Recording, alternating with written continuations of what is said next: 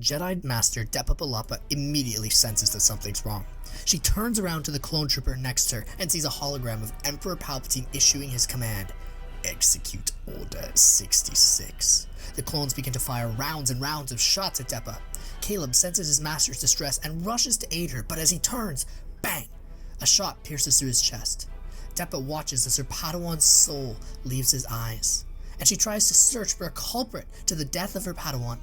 She spots Crosshair aiming his rifle at her Padawan's body and leaps forward to initiate an attack. But before she can even lay hands on Crosshair, the rest of the Bad Batch submits her to the ground, and finally, they kill Depa on the spot. In this What If, we will discover what would have happened if the Bad Batch had executed Order 66. Yeah, we sure got those Jedi traitors good, eh, boys? Wrecker cries as the batch lands on Kamino. I even got to blow some stuff up on the mission, too. Hunter chuckles. Yeah, you did a good job out there, Wrecker. We all did. He replies, nodding his head in approval. Crosshair's sharpshooting abilities certainly improved the odds of our success on this mission, Tech states matter-of-factly. Crosshair only narrows his eyes, chewing on a toothpick. Good soldiers follow orders, he responds. The one clone in the group who feels a little bit out of place is Echo. Because of his cybernetic enhancements, he hadn't responded to the order in the same way as the other members of his squad had. However, he didn't want to ruin their good mood, and he certainly didn't want to brand himself as a traitor. So he stays quiet in the corner, observing. Echo, what do you think? Bantha brews at the mess tonight? Wrecker asks his clone counterpart. Echo contemplates his next words carefully before responding. Sure, Wrecker. Bantha brews at the mess tonight. On you. The rest of the crew laughs jovially, eager to touch down on the surface. Echo smiles, putting on a face for his teammates. When they land, they're ordered to meet a timing for a massive form-up of the entire clone division stationed on Kamino. Well, that's odd, ain't it, boys? Wrecker asks. Indeed. I'm curious of what could be of such importance that the entire division would be called to attend a parade. Tech replies. Hopefully it isn't just them telling us not to clog the refreshers again, eh, boys? Hunter jokes. Wrecker cracks up, but the others remain silent. Tech and Crosshair don't have great senses of humor, and Echo still isn't feeling himself. Soon, the clones would find out everything about what had happened. As the Bad Batch falls in with the other clones, the rain splashes on their battered armor. A few minutes after falling into formation, a massive hologram with the face of Palpatine appears. He gives his grand speech about how the Jedi had betrayed the Republic, and the Bad Batch buys into it. Echo, however, is still skeptical. And the Republic will be reorganized into the first Galactic Empire. Palpatine dictates charismatically. The clones cheer with imperial fervor, the Bad Batch included. Even Crosshair claps a few times, which is an odd expression of emotion from him. Tech nods approvingly, giving the Emperor a smattering of applause. Echo pretends to buy in too, but in his gut, he senses something wrong about this entire situation. Just after the speech, when the Bad Batch is on their way to the dining hall, they receive another urgent transmission on their communicators. Report to training deck immediately. Orders of Admiral Tarkin, the message says. Admiral Tarkin? Hunter asks. What does he want with a bunch of grunts like us? Well, I guess we'll find out, Crosshair replies, spitting out his toothpick. When the Bad Batch arrives at the training deck, they're greeted by Prime Minister Lamassu himself. Greetings, Clone Force 99. You have been specially requested by the Admiral to give a demonstration of your skills. We eagerly await your performance, he tells them in the waiting room. We're still just lab rats to them, aren't we? Crosshair mutters. As long as I get to blow something up, they can experiment on me all they want to, Wrecker cackles. To demonstrate your effectiveness, a combat proficiency test is in order. Take your positions, Tarkin bellows from the viewing balcony above. You may begin.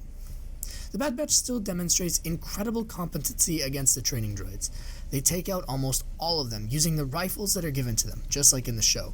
When Tarkin orders that live rounds be used instead of training ones, they still pull off their plan to hijack the system of one of the training droids and use it to take down the others, impressing the Admiral. At the end of the battle, Crosshair fires Hunter's knife directly into the last training droid, disabling it. Nice work, Hunter tells his crew at the end of the battle. Tarkin is so impressed by this unconventional group of soldiers that he calls one of his colleagues following the battle from a private office on Kamino. Admiral Tarkin, to what do I owe this pleasure? A cold, silky voice asks. Dr. Hemlock, I believe I have some clones for you that may be of interest, Tarkin replies. While I do not know precisely the subject of your work, I have heard... He pauses for a moment, attempting to figure out his next words. Whispers of what you've been assigned. I believe that these clones will be valuable assets to your work and to the Empire. Hemlock strokes his chin pensively. They must be exceptional specimens if that praise is coming from you, Admiral. For a moment, there is silence. Then Hemlock responds. If they are such exceptional soldiers, I would like to bring them to Tantiss myself. I would like them to meet their new commander personally. Tarkin nods. Very well. Clone Force 99 will be informed of their new assignment momentarily. I will see you on Kamino. Goodbye, Hemlock. Tarkin ends the call. Hopefully, Clone Force 99 would end up being as powerful of an asset as he hoped them to be. A few days later, the Bad Batch waited in the hangar of Kamino, waiting for their new assignment. They're pretty cryptic in their messaging, weren't they, boys? Hunter muses. I wonder where they'll be sending us. As Hunter looks around the hangar, he sees a young girl staring at him from across the room alongside Nalisay. She tried to speak to him a few times, but Tarkin had ordered them explicitly not to talk to her due to Nalisay's personal wishes. Good soldiers follow orders, so he looks back towards the hangar, wondering when his new assignment would arrive to pick him up. I just hope I get to blow something up! Wrecker laughs. Crosshair rolls his eyes. Will that joke ever stop being funny to you? He mutters. Joke? That ain't a joke, Crosshair. I love... Yes, Wrecker, we know that you enjoy inflicting extreme damage upon physical property. There is no need to bring it up every 5 seconds, Tech replies curtly. Wrecker lets out a defeated huff, and he looks back towards the hangar doors. After a few minutes, the distinct, sleek silhouette of an Imperial Lambda-class shuttle emerges in the sky. It moves closer to the hangar, and the batch knows that it's for them. Look sharp, boys. Our new boss is here, Hunter says. The Bad Batch comes to attention, watching as smoke hisses from the landing gear of the ship when it touches down. The ramp comes down, and a man with a scar across his head and icy eyes steps forward. He's wearing the uniform of an Imperial scientist, but it's darker than most of the ones that the Bad Batch had seen before. What have they got a scientist here for?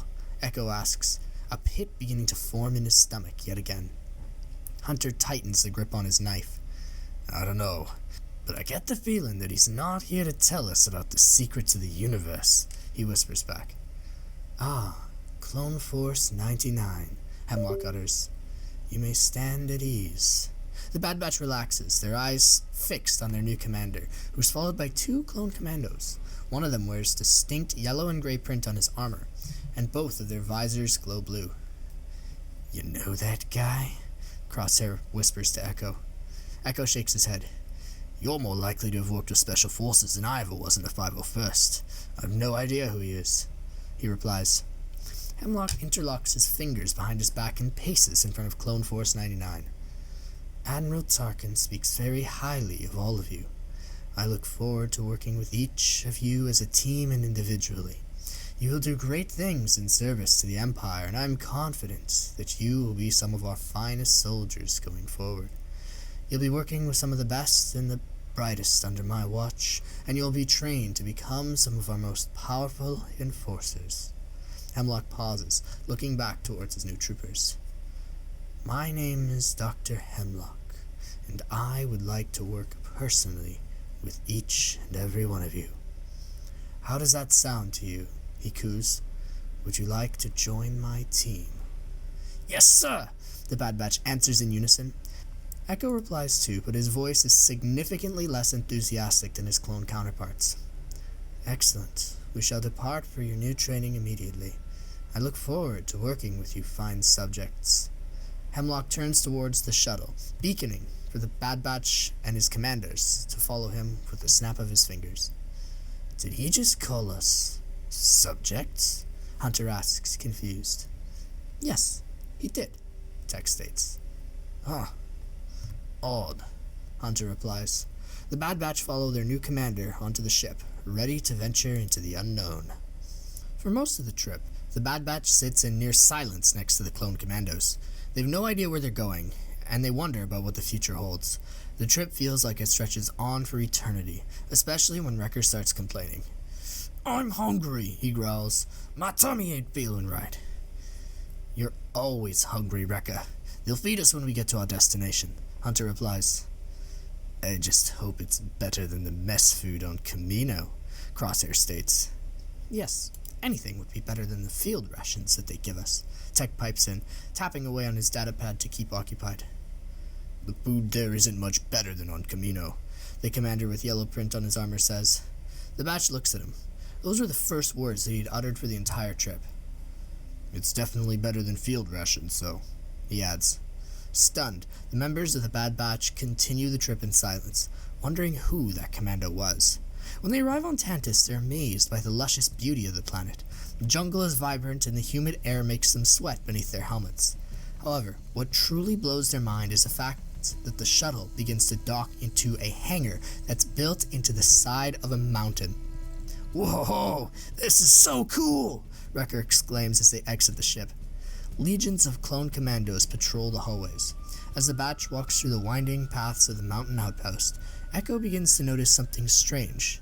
People in white gowns and handcuffs are being escorted by commandos. All of them look malnourished, and their heads are down. At first, he thinks this is some type of prison.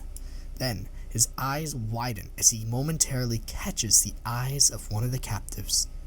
It was a clone. Echo faces forward again, noting that for later conversation with his team. Hemlock brings the Bad Batch into one of the many laboratories on the planet, and he gives them a tour. You clones will be state-of-the-art, and I will be overseeing your training right here on Tantiss, he says. You will help us forge the Empire into a formidable government, and I have full faith in your abilities. Echo's heart races with the knowledge of his discovery that he'd just made. His face goes pale, and his eyes narrow. Anger courses through his veins as he looks at Dr. Hemlock, knowing what he was doing. I want you all to be well rested for your test of loyalty to the Empire tomorrow, Hemlock says. Test of loyalty? Hunter inquires. We already killed the traitorous Jedi generals. Isn't that proof enough for you? Hemlock chuckles slightly. In order to be my personal operatives, I will need... He pauses for a moment. More. Tomorrow morning, we will reconvene here. You will be escorted by Commander Scorch and his squad to this facility at 0900 sharp. Do not sleep in, Clone Force 99. The Bad Batch turns to leave, hoping to find their way to their new quarters to get settled in. Oh, and before you go, I have one last order for the day. Please report to the medical center on your way out. We have some routine tests that we'd like to run on you. One by one, the Bad Batch make their way to the medical center. The droids place a needle inside of their heads, promising that it won't hurt. However, after the fact, each of them feels a massive headache, except for Echo. The group goes back to their room and settles in. Wow, what a day, Wrecker says before collapsing on the nearest cot in the small barracks. Hunter, you need to listen to me.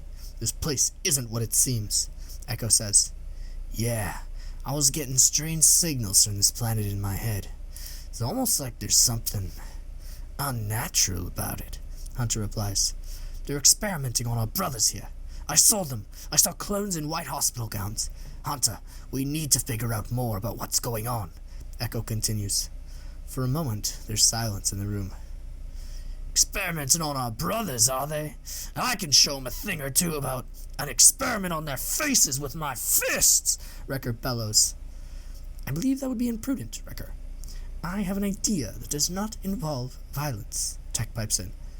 Oh, those are my least favorite kind of ideas, Wrecker moans. I know, Wrecker. I will go with Echo to the nearest data terminal. We will slice it, obtain data as to the nature of the space, and I will download it onto my pad. From there, we can sift through the files and determine our course of action, Tech concludes. Good idea, Tech. Echo, how do you feel about that? Hunter asks. Anything to help my brothers, Echo replies. You would risk yourselves to help the regs like that? Crosshair muses from the corner of the room. They're still clones, Crosshair, Echo shoots back. Some of my old squad mates from the 501st could be here for all that I know. Yeah, I suppose. I just don't think that the regs would do the same for us, Crosshair returns, putting his feet up on a desk nearby. Crosshair, they're going. That's final, Hunter says firmly. I look forward to hearing what you find. We'll be back as soon as possible, Tech says. The duo leave the room, ready to track down the secrets of Tantiss. Tech and Echo leave their quarters confidently, appearing to be on official business. Look confident, and they'll never question you, Echo says as they begin walking through the halls. Luckily for them, there's a terminal that's incredibly close to their barracks. Because they're living in their quarters, commandos only come by to patrol every once in a while, so the coast is clear. If they were caught, the pair could simply say that they were trying to learn more about their new home, as they believed it wise to see what Tantiss had to offer. Echo slices into the terminal with his mechanical arm and begins sifting through files. Nothing makes sense to him. Tech, are you seeing anything on that datapad of yours? Echo asks. Negative. It's all encrypted, and the security clearances are far above my level of slicing skill. These are protected by some of the finest firewalls in the galaxy, Tech responds. One thing that I continue to see, though, are references to something called Project Necromancer. I wonder if that is a designation of the clone experimentation that you're witnessing. Echo releases his hand from the terminal. No, he says. That one is. He points to a classified title marked Project Clone X on the datapad.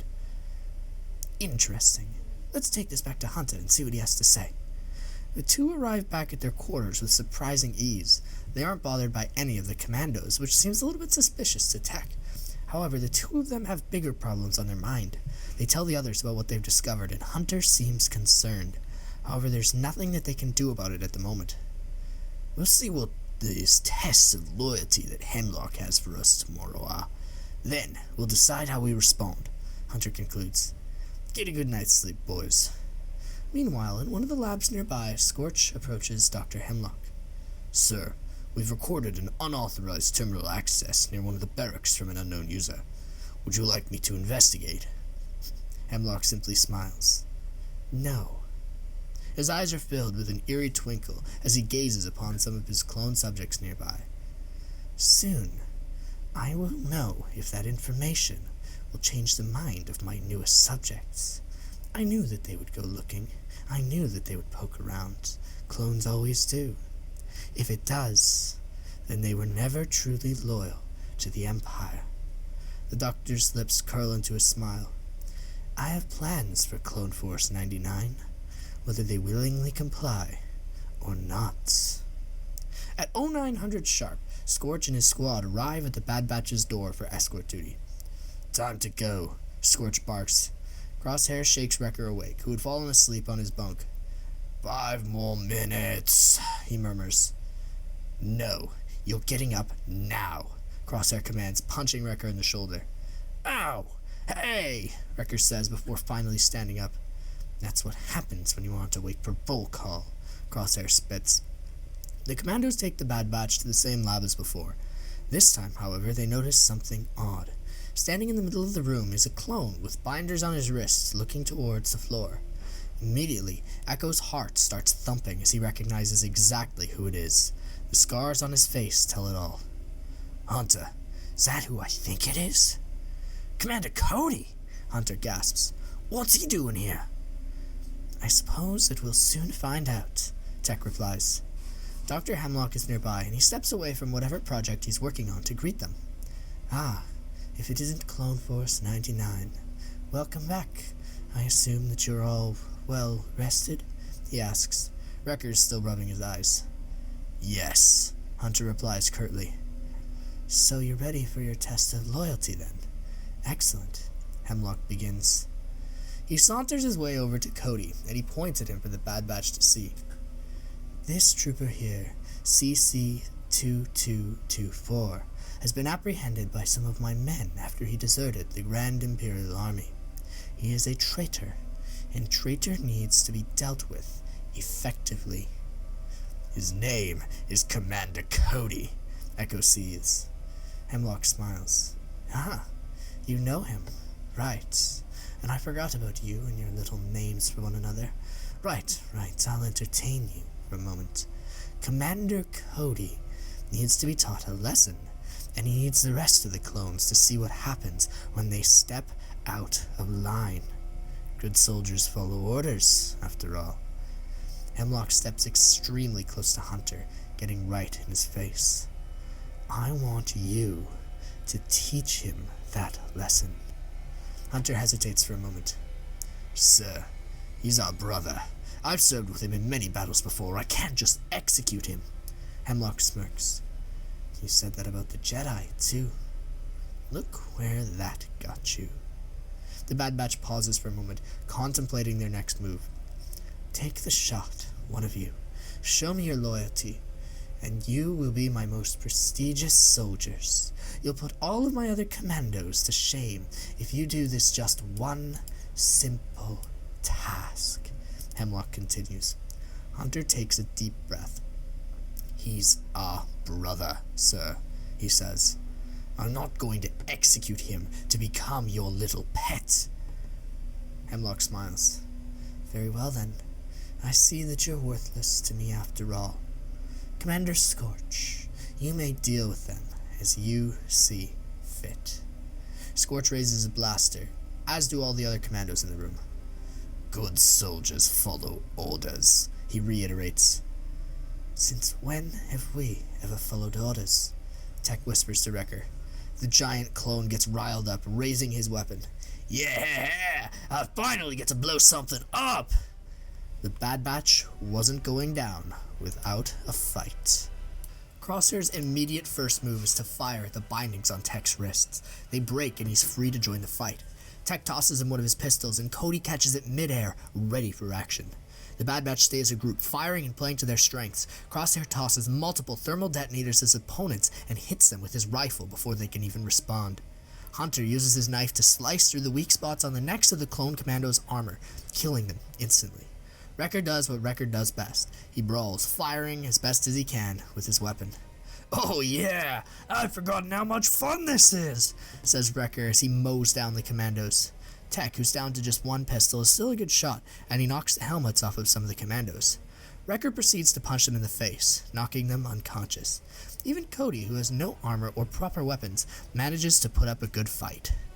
They then turn their attention to Hemlock, and Hunter runs at him, but Scorch gets in his way, pushing him to the ground and putting his knee on his chest. The other clones try to do the same, and Hemlock simply smiles as the commandos take them down one by one. With the numbers of the clone commandos and newly minted TK troopers that are pouring into the lab, the Bad Batch can't put up a fight for very long. Just as all hope seems lost, though, Echo has an idea. Wait! He cries with a boot to his neck. Hemlock, wait! The doctor waves his hand, ordering his troopers to back down. What is it, clone? He asks. Echo takes a deep breath, remembering the last time that he had been experimented on.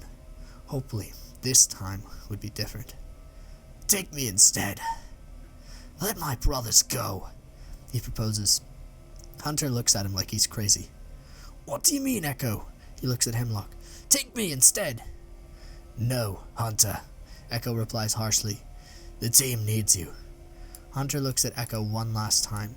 He sees the pain in his eyes, but he knows that his mind is already made up.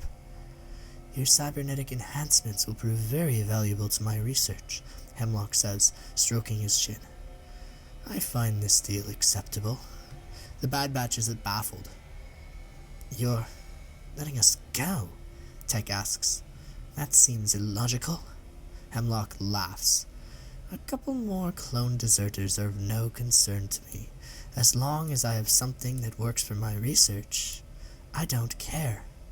Hunter stares Hemlock down. You'll regret this, Doctor, he spits. I highly doubt that, CT-9901. Hemlock laughs in return. Scorch escorts the Bad Batch and Cody to a ship nearby. Get lost, traitors, he says. The Bad Batch boards the ship, and they look back at Scorch. You don't have to keep working for this guy, Hunter pleads. You're still our brother. Good soldiers follow orders, Scorch states matter-of-factly. That's the only reason I haven't killed you yet. With that, the Bad Batch turns and departs in the Imperial shuttle. So, where to next? Hunter asks, deflated. We've got to get Echo back, surely. I know we do. Cody smiles. You want to get Echo back, eh? He asks. Of course I do, I just said that. But we don't even know where there is. They never gave us the coordinates and the ship's wiped clean. Hunter replies. I think I know a couple of guys that might be able to help us out, Cody says. Do you remember Captain Rex? On Tantiss, Hemlock watches as the Bad Batch departs. Scorch is by his side and he can't help but ask him a question. Sir, why did you let them get away? He inquires. Hemlock smiles. They will serve me one way or another, Commander. I can still use them from Tantiss. They have no idea what's coming. Soon, they'll be under my control, he replies, his twisted smile expanding across his face. When Echo gets to his cell, he notices that he's been assigned a roommate. The door slides closed behind him, and he's locked in this dingy room with another clone. The clone looks sickly, his skin yellow and his eyes sunken. Hey, Trooper, what's your name? Echo asks. The other clone hacks in response. They called me Panther Fodder during the war. BF for short, he wheezes in reply. Panther Fodder, eh? Where'd you get that nickname? Echo asks, smirking at him. The clone doesn't reply. Instead, he lets out another cough and blood spills from his mouth and nostrils. Thanks, Paratrooper. You need a medic now, Echo yells. Oh, yes. The clone wheezes. Tried. They what, Panther? What were they doing? Echo cries out. What were they doing to you? With that, Echo's roommate stops talking, his dead eyes staring back at him, blood seeping down his cheeks. Echo has flashbacks to the war and his experimentation. In all of his years of conflict, he had never seen anything so terrifying. Suddenly, his door slides open. There's been a mix-up. You're going to medical for immediate decontamination. Then you'll be assigned to cell block D. A commando barks, grabbing Echo by his arm and dragging him into the hallway. What in the galaxy had he just witnessed? Hey there, folks. Now we'll transition into the Ask Me Anything segment, which is where people in the Discord can propose questions that can be directly answered by myself, Bantha Stew. Today we got a question from Darth Malgus, and he asks what my favorite musical artist is. Well, that is a fantastic question, Malgus, and I'm going to explain right now. So, my favorite musical artist isn't exactly one who's super mainstream or anything. His name is Brett Kissel, and he's quite popular in Canada. He is a country singer, and he's a lot of fantastic songs. I've seen him in concert twice now, and he's one of the only people that I've actually gone to see in concert. The first time, my dad and I went to a rodeo, and we went to go and see him play, and it was great. We saw the rodeo during the day, we got some food, and then we watched Brett Kissel in the evening. Actually, we even got the VIP experience, which was incredible. We just asked the lady, my dad went up and said, hey, my wife is a huge Brett Kissel fan, and she would love to get something signed.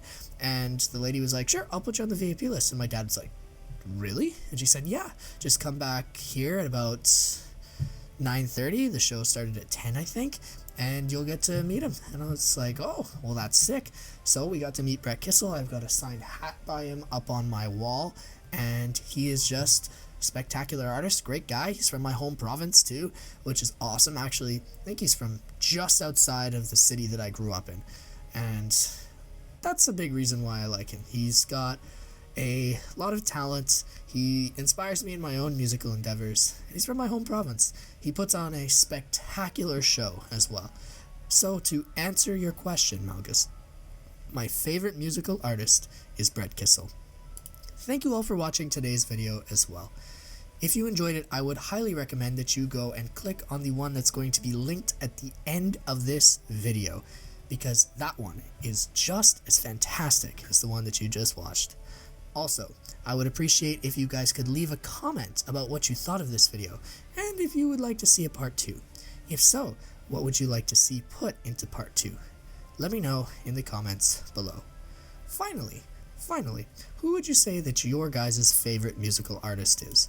Please, I'd love to hear in the comments, or if you want to join the Discord, we can discuss it there. I'm honestly much more active in the Discord, I see your messages frequently, and I'll try my best to respond. We have an incredible community that's being built there, and I would love to see more and more folks continue to join, just so that we can continue to expand this incredible community of Star Wars fans. Thank you all for watching. I hope that you have an absolutely bantatacular rest of your day.